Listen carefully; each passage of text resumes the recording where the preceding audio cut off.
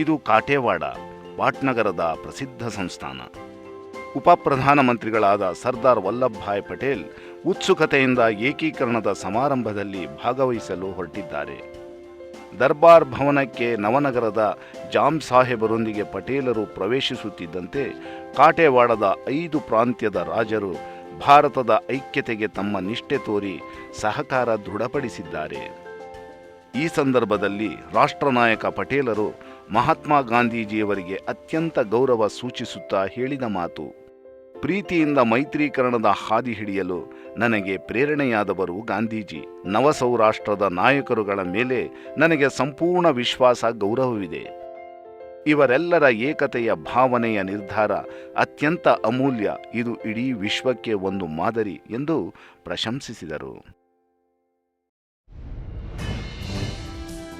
1947ರಲ್ಲಿ ಸೌರಾಷ್ಟ್ರ ಐಕ್ಯತೆಯನ್ನು ಸಾರಿದ ಸರದಾರರು ಅಸಂಖ್ಯ ರಾಜರಾಳ್ವಿಕೆಯ ಸಂಸ್ಥಾನಗಳ ರಾಜಕುಮಾರರೊಂದಿಗೆ ಗಂಭೀರ ಚರ್ಚೆ ನಡೆಸಿದರು. ಸೌರಾಷ್ಟ್ರ, ಹೈದರಾಬಾದ್, ಗ್ವಾಲಿಯರ್ ಹೀಗೆ ಹಲವು. ಆಂಗ್ಲರ ತಂತ್ರಗಾರಿಕೆ, ಕಪಟತನ, ಆಡಳಿತ ಚತುರತೆ ಗಮನಿಸಿದ್ದ ಪಟೇಲರು ಮನಸ್ಸಿನ ದೃಢತೆ, ಸಂಕಲ್ಪ, ಧ್ಯೇಯ ಗುಣಗಳಿಂದ ಹಂಚಿ ಹೋಗಿದ್ದ ಪ್ರಾಂತ್ಯದ ರಾಜರುಗಳನ್ನು ಒಗ್ಗೂಡಿಸಿ ಅವರೆಲ್ಲರೂ ಐಕ್ಯತೆಯ ಮಂತ್ರ ಸಾರಲು ಕಾರಣರಾದರು. ಇಂದು ಇಡೀ ದೇಶವೇ ಒಮ್ಮತದಿಂದ ರಾಷ್ಟ್ರನಾಯಕ ಉಕ್ಕಿನ ಮನುಷ್ಯನ ಕೊಡುಗೆಯನ್ನು ಸ್ಮರಿಸುತ್ತಿದೆ. ಹಾಗೆ ನಿಲ್ಲಿಸಲಿರುವ ಸರದಾರರ ಭವ್ಯ ಪ್ರತಿಮೆಯು ಅತ್ಯಂತ ಗೌರವ ಸಲ್ಲಿಸುವ ಸ್ಮಾರಕವಾಗಿದ್ದು ದೇಶದ ಏಕತೆ, ಅಖಂಡತೆಯ ಪ್ರತೀಕವೇ ಆಗಿದೆ. ದೂರದೃಷ್ಟಿಯ ಈ ಪ್ರತಿಮೆ ದೇಶದ ಐಕ್ಯತೆ, ವೈವಿಧ್ಯತೆಯನ್ನು ಹೇಳುತ್ತದೆ. ವಿಶ್ವದ ಅತ್ಯಂತ ಎತ್ತರದ ಈ ಪ್ರತಿಮೆ ಇಡೀ ವಿಶ್ವಕ್ಕೆ ಭಾರತದ ಸಮರ್ಥತೆಯನ್ನು ಸಾರುತ್ತದೆ. ಏಕ್ ಭಾರತ್ ಶ್ರೇಷ್ಠ ಭಾರತ್.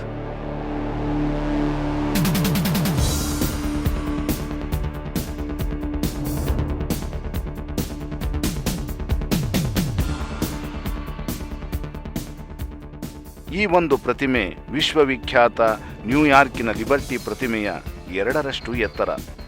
ಮತ್ತೊಂದು ಹೆಸರಾಂತ ಪ್ರತಿಮೆ ಕ್ರೈಸ್ಟ್ ದಿ ರಿಡೀಮರ್ ಪ್ರತಿಮೆಯ 5ರಷ್ಟು.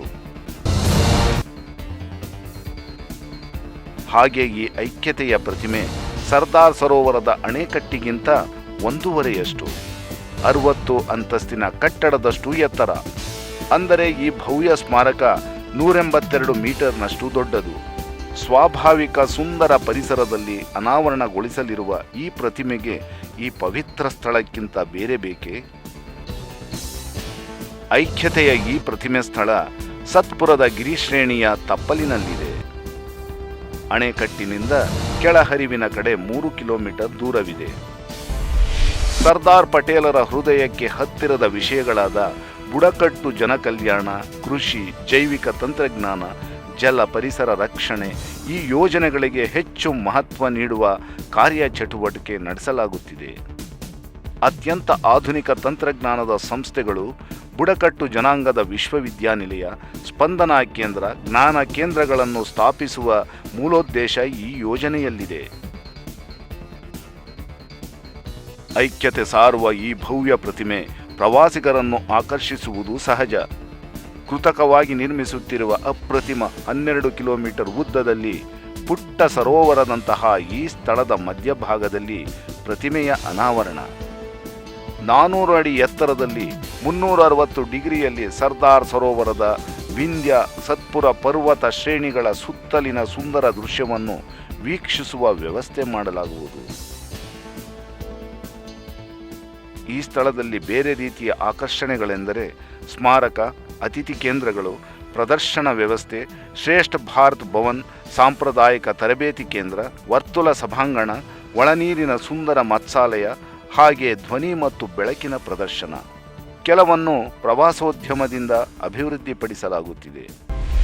ಐಕ್ಯತೆ ನಮ್ಮ ಶಕ್ತಿ, ವೈವಿಧ್ಯತೆ ನಮ್ಮ ಸಂಕೇತ.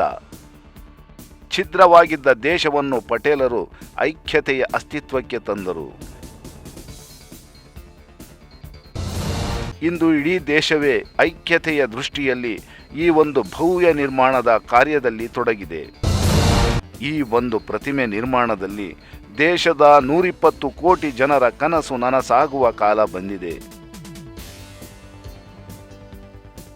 ಸರ್ದಾರ್ ಪಟೇಲರಿಗೆ ತಮ್ಮ ಗೌರವ ಸೂಚಿಸುವ ಸಲುವಾಗಿ ದೇಶದ 7 ಲಕ್ಷ ಗ್ರಾಮದ ರೈತರು ತಮ್ಮ ಕಬ್ಬಿಣದ ಕೃಷಿ ಉಪಕರಣವನ್ನು ನೀಡುವುದರ ಮೂಲಕ ಧನ್ಯರಾಗಿದ್ದಾರೆ.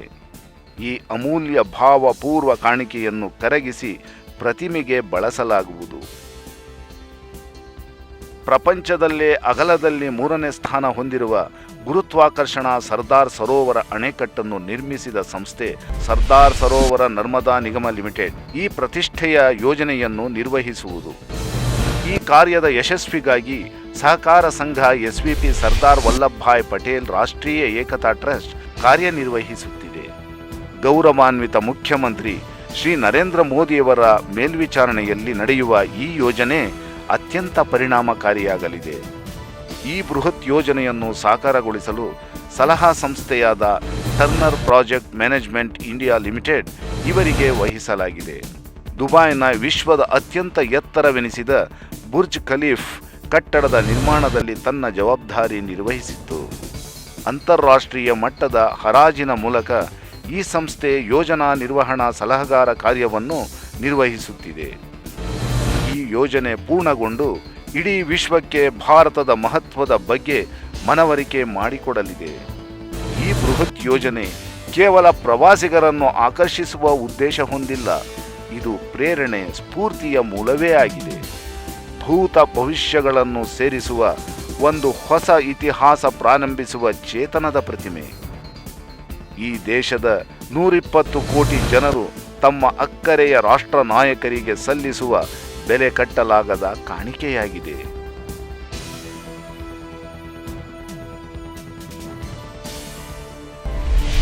ಐಕ್ಯತೆಯ ಪ್ರತಿಮೆ ವಿಶ್ವ